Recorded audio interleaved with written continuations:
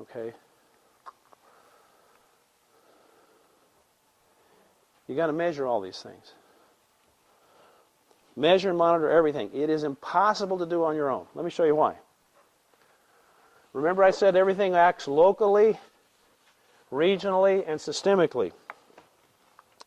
Well, if you push really hard, because what you want to raise is your VO2 max, which is your VO2 max is how much oxygen your mitochondria will process, and your VO2 goes up, VO2 max, well, many of you, well, I don't know, yeah, volume of oxygen that your body can take up. Your VO2 max goes up. If you got there, let me say gracefully, that's fine. If you push too hard to get there, that leads to the cortisol went up,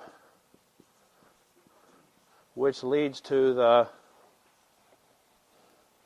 testosterone went down. Okay? So you didn't make much progress on the map, if you remember the formula. So I want to be Lance Armstrong and have a VO2 max of 92, and I'm going to live or die for that is a foolish choice unless you're Lance Armstrong. It isn't going to happen anyway. We all have a genetic range. Okay? But the point is, the reason why you can't do it on your own, it's impossible to do on your own, is you got to measure this stuff and monitor this stuff all the time. Because you have to create these feedback loops where you can see, I've got enough of this and enough of that and a little of this and a little of that. You're solving a global, multi-level, many layers of complexity, simultaneous, multiple variable equation. And the more pieces of those little puzzles that you can get your fingers on, the more you're likely to successfully resolve the equation in the direction that we talked about, which was, all right, and I'm almost done with a concept, so you'll get through this, guys. You got to monitor all those things to make sure you get there. You want to make sure you don't have any of the catastrophic diseases. Why? Lung cancer, the most common cancer cause of death in the United States, only 80 to 85% of which is smoking related. In other words, not just smokers get it. By the time it shows up on a chest x-ray, you have about a 5%, over 5 to 10% chance of survival. By the time you catch it at a 1 to 2 or 3 millimeters, you have a 90% surgical chance of cure. That's why you look for the catastrophic diseases. And you do all the measurement for all the degenerative diseases, because those you want to reverse. Okay? So you want to measure it all. Mitochondria, the engine of life. We're going to get into the science of the mitochondria. I'm going to let the rest of you guys that don't want to talk about that go. Bone density here, 14% increase. Male testosterone, 41%. Ventilatory exchange. Just the plain old movement of air goes up 21% in 6 months. That's published data too. On average, coronary calciums decrease in 1 year. The majority, and remember I told you, the natural history of disease is coronary calcium goes up 50 to 100% per year. That's normal. Not all of ours do go down.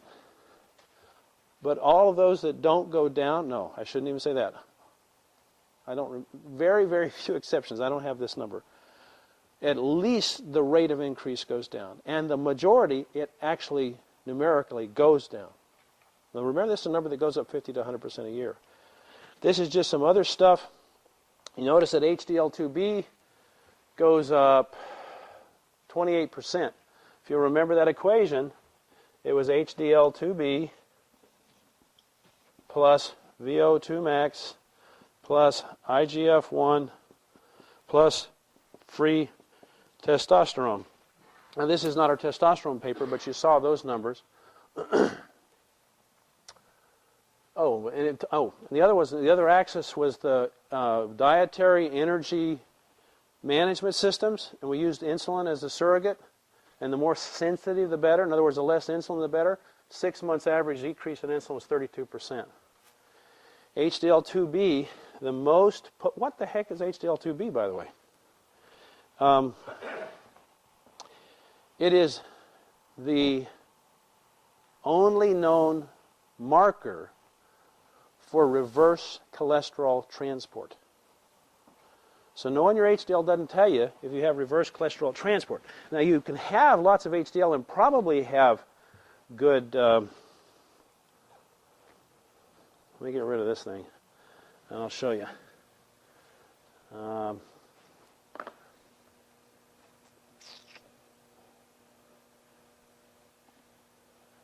Here's a graphic out of Berkeley Heart, which is a virtual reference lab for this stuff.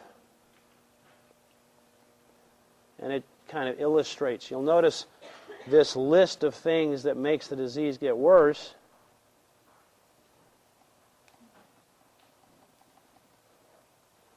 And you'll notice there's only one thing that's the other arrow going the other way, right? So raising that's kind of important. Notice high CRP, high C-reactive protein. In our patients at 6 months had an average reduction of what, 20, almost 30%. It was 30-some percent, sorry.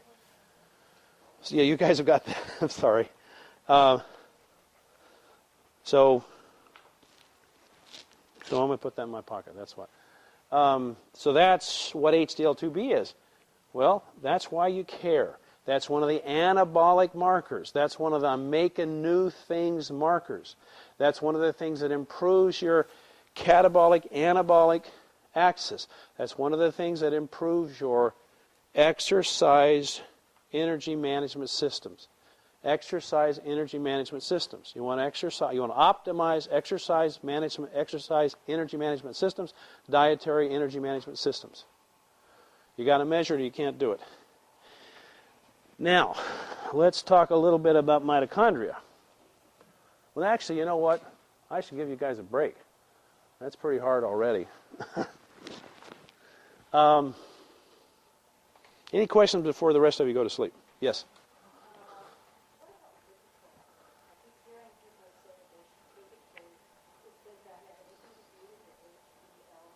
No.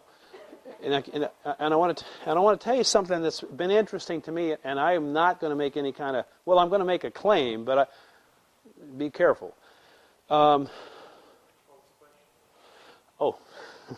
She wanted to know about Lipitor. And did Lipitor have anything to do with HDL2B? And no, it doesn't.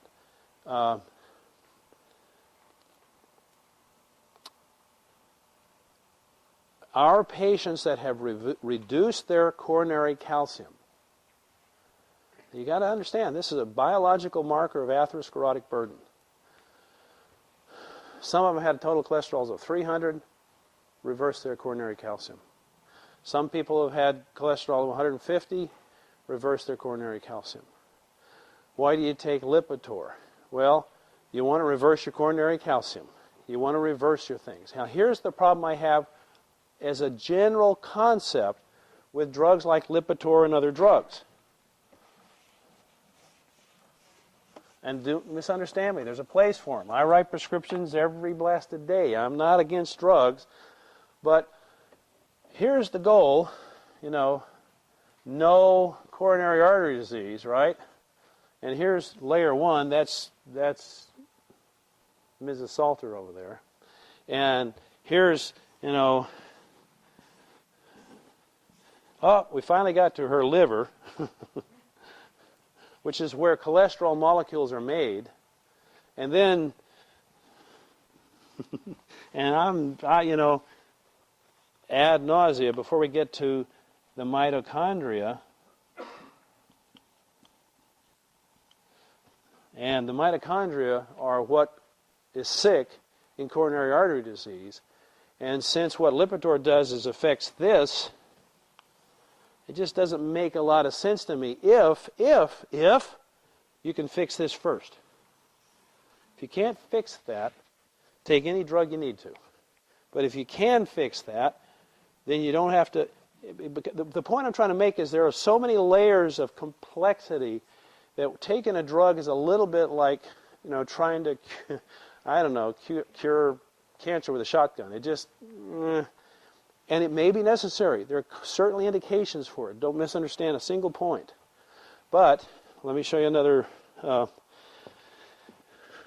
nice little graphic that I pulled up. Actually, Phil pulled this up.